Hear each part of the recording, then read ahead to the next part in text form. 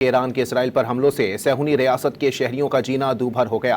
Tehran के हमलों पर इसराइल में एक बार फिर सायरन बज उठे हैं, जिस पर शहरियों की दौड़ें लग गई हैं। वीडियो में देखा जा सकता है कि हैफा में सायरन बजते ही शहरी महफूज मकाम की जानिब भाग खड़े हुए। फुटेज में शहरियों की बड़ी तादाद को जेर ज़मीन मेट्रो स्टेशन में पनाह लेते देखा जा सकता है।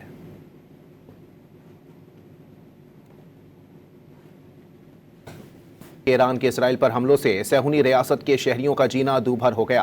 तेहरान के हमलों पर इसराइल में एक बार फिर सायरन बज उठे हैं, जिस पर शहरियों की दौड़ें लग गई हैं। वीडियो में देखा जा सकता है कि हैफा में सायरन बजते ही शहरी महफूज मकाम की जानिब भाग खड़े हुए। फुटेज में शहरियों की बड़ी तादाद को जेर ज़मीन मेट्रो स्टेशन में पनाह लेते देखा जा सकता है।